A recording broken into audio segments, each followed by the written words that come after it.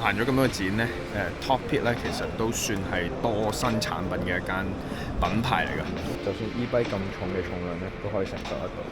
佢哋咧而家仲出咗叫 Up Stand， 就算除咗呢個魔術貼咧，佢都係扣住喺個座位上面嘅一個效果啦。呢一個咧佢就叫用一個物料叫 Tubular 嘅carbon 啦。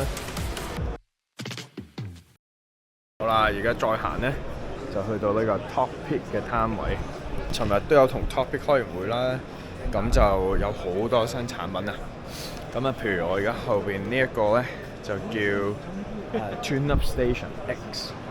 咁其實就係一個你可以話係 bike stand 咁啦，但係又有埋一個維修架喺隔離嘅。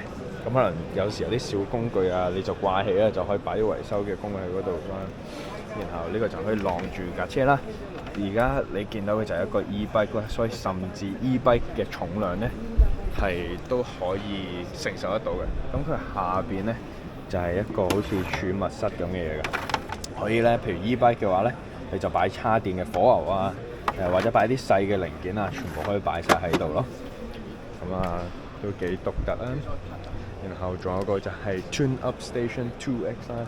咁 2X 就係最大分別就有兩個 tray 咯。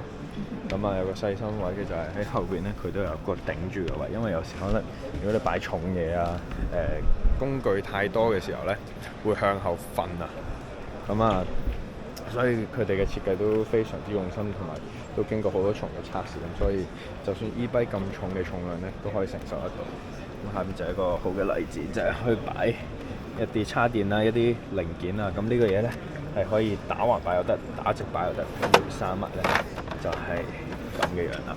咁所以就好多時唔怕用完啲嘢唔見啊，或者揾唔到咯。Tune Up Station 隔離咧就係有佢哋嘅 mount 啦，又係一個一體把可以 for integrate 一體把嘅一個 mount 啦，然後下邊就可以擺佢哋嘅燈嘅。咁呢一個咧就係可能就係鑲喺嗰啲如果你用緊嘅把有兩個螺絲咧，即係嗰個車頭咧有兩個螺絲就可以鑲喺個螺絲度，咁成件事就會睇落簡潔啲啊，係啦。咁然後仲有呢個就比較特別啦，因為你而家踩單車都要拎拎啊嘛。咁有時可能 road bike 嘅話咧，已經裝咗啲咪錶 mount 啊，或者燈啊，咁樣就唔知擺邊嘅嗰個拎拎。咁啊呢個設計底下咧，就可以又係好簡潔咁樣擺到個拎拎，而你要用嘅時候咧都非常之方便，就咁喺中間咁按咧，佢就可以用到，就可以響啦。咁喺後邊又係呢個 Vesta 嘅 cage 啦，就係非常之輕嘅 cage 啦。呢個就係 Vesta V1 Pro 啦。咁下邊就係 Vesta Cage V1 啦。咁呢一個咧，佢就叫用一個物料叫 Tubular 嘅carbon 啦。咁呢度做一個水滴型嘅設計咧，就係防止你入水樽嘅時候咧會打到，會棘住，咁啊好順嘅。因為你諗下，如果用咗呢個圓形嘅話咧，呢度就好容易棘住嘅。我向上咧就好容易咁樣棘住嘅位。咁呢個非常之輕，淨係15 gram 嘅啫。仲有一個又係特別少少嘅設計，一個產品啦。反轉架車去做一個維修啊，或者去 check 一啲嘅情況咧，咁可能好多時都會個地咧就會掂到嗰個座位啦，同埋 handle bar 或者槍手咧嗰個位置嘅，咁啊好容易會整花啦。咁佢哋咧而家就出咗叫 Up Stand， 咁其實就係咁嘅一個 stand 啦，連埋一個保護套啦，包起嘅時候咧就係咁樣嘅。咁個保護套咧，其實就可以用嚟包住呢個座位啊，變咗佢就唔會掂到個地啦。然後 Up Stand 咧就係一個好似一朵花咁散開嘅，就綁喺兩個 handle bar 嘅時候，咁你反轉嘅時候咧就會頂住啦。而你喺呢個位睇到咧，佢係唔會掂到個槍手嘅。咁啊，非常之細心同埋獨特嘅一個產品。Top-It 今次咧，其實就喺咁多牌子當中，真係新嘅產品比較多。咁呢個就係人體工學嘅一個燈啊，用手指撳佢去觸碰式嘅，撳實佢就閂嘅。咁同埋呢個燈咧就係唔使任何碼嘅，佢係一個磁吸嘅燈。睇下先啊，係啦，就係咁樣嘅磁吸嘅燈，然後又係啦，撳實就閂。咁其實咧，佢呢度咧有個3M 嘅咁嘅貼咧，貼喺個座位嘅底部。咁譬如攝入去嘅時候咧，少少係啦，咁一攝佢就磁吸咗上去，就好穩陣嘅。同埋睇落成件事就比較簡潔啲咯。咁淨係唔係淨係呢個牌子嘅座位可以用到嘅？其他牌子嘅座位都係可以用到嘅。咁佢有呢啲就係佢哋其他一系列嘅燈咯。係啦，咁呢啲就係有得撳掣嘅燈，又係好多唔同嘅新產品啦。譬如佢呢個 Transformers 嘅 series 啦，就係一個泵連一個掛車停車架咁咯。咁就2合1，就成咁就尤其是喺香港可能冇咩位去擺架車或者停架車嘅情況下咧，就可以咁樣做到兩個嘅一個功能啊。咁喺我後邊咧就係一個 built-in handlebar 嘅一個工具啦。咁當然就係mountain bike 可以用到啦，然後 road bike 嗰個 handlebar 個捽個位都可以用到嘅。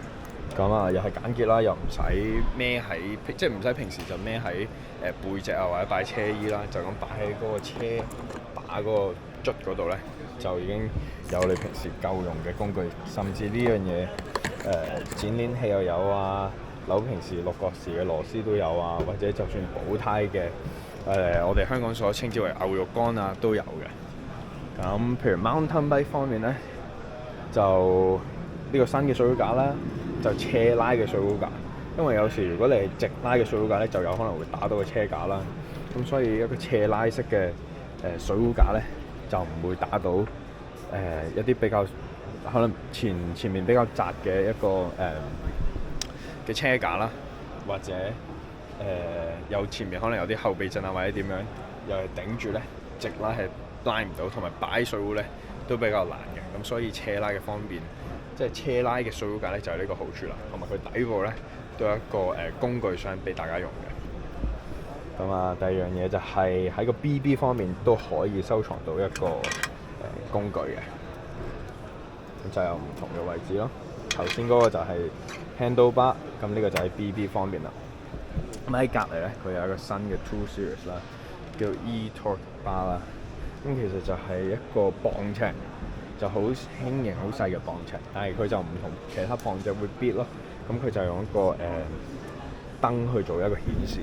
咁可能你睇下呢度就係綠色嘅燈，就去到10 Newton 咁咯，可以顯示到。咁佢就工廠就話咧，如果佢超過10 Newton 咧，咁因為嗰個磅數就真係比較大啦。佢一超過10 Newton，佢就會自動斷電。但係如果係10 Newton 以下咧，佢就淨係用燈去顯示咯。1到5就係綠色，跟住5 Newton 以上咧，佢仲用藍色顯示。去到10嗰下咧，就會變紅色㗎啦。咁呢個就係Elementa 啦嘅一個尾包係新嘅。咁啊就係你睇到可以非常之簡潔啦，淨係包住喺上邊。然後呢一度譬如一打開咧，同埋呢一個扣咧，佢就可以跌出嚟，就係一個工具啊、磅尺啊，然後齊晒所有號碼嘅一個工具。咁就去收翻，然後再索緊。咁睇落咧就係非常之簡潔嘅。同埋有一樣嘢好嘅咧，就係佢叫 Rail Wing System 啊。咁就係其實呢個 Velcro 嘅扣咯。因為平時其他可能或者舊款啊，或者其他牌子嗰啲咧，一打開咧，呢個可能會跌落嚟，或者成呢個扣咧，成個包跌落嚟。但係有呢個 Wearing System 咧，就會扣住，即係就算打開咗呢個魔術貼咧，個車尾包都係非常之鞏固喺呢個座位後邊。頭先講嘅就係呢個啦 ，Wearing System 就係扣住喺嗰度座位底軌個軌上邊啦。所以就會做到一個就算除咗呢個魔術貼咧，佢都係扣住喺個座位上邊嘅一個效果啦。咁去到呢度咧，就係一個 fast fuel system 啦。咁都呢個鐵人咧就開始有流行翻啦，因為大家可以去旅行比賽啦。咁喺佢呢個又係新嘅鐵人隊上面咧，就有呢兩個 fast fuel system 嘅。咁呢個就應該係有10幾個可以擺到容納到10幾個 gel 嘅，咁就係喺呢度咧有個帶去扣住啦。然後工廠話咧，之後真正去做呢個大貨呢個生產嘅 version 咧，其實佢呢個位咧係一個cut 呢個好似有個刀仔咁啦，應該係話，咁係去 cut 呢個 energy gel 嘅時候，變咗你一扯咧，嗰個 energy gel 就已經開咗啦，咁就唔使再用手撕咯，踩緊，即係唔使攞完個 energy gel 之後咧，就去再做一個手撕嘅動作。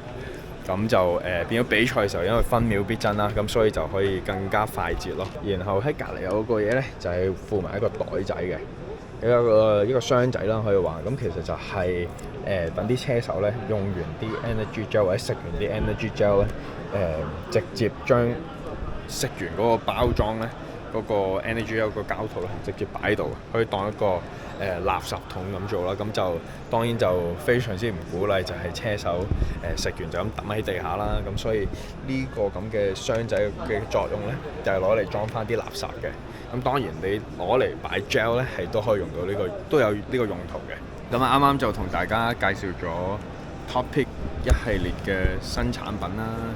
咁你有本書仔啦。咁我覺得行咗咁多展咧，Topic 咧其實都算係多新產品嘅一間品牌嚟㗎。因為可能係單車行，大家都有了解到啦，大家嘅庫存啊、行家啊或者品牌商咧嘅庫存都比較多啦。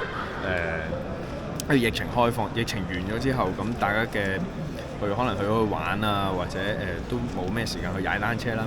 咁所以大家嘅庫存都係比較多嘅喺行內，但係所以咧，我見到好多攤位啊，或者好多品牌咧，今年咧都冇點出新嘅產品啦，或者就算出都係出好少啦。但係 Topic 嚟講咧，佢哋嘅新產品咧係比其他品牌多嘅。咁係咯，都好事嚟嘅，都帶到一啲新嘅產品去俾大家同埋俾呢個單車行啦。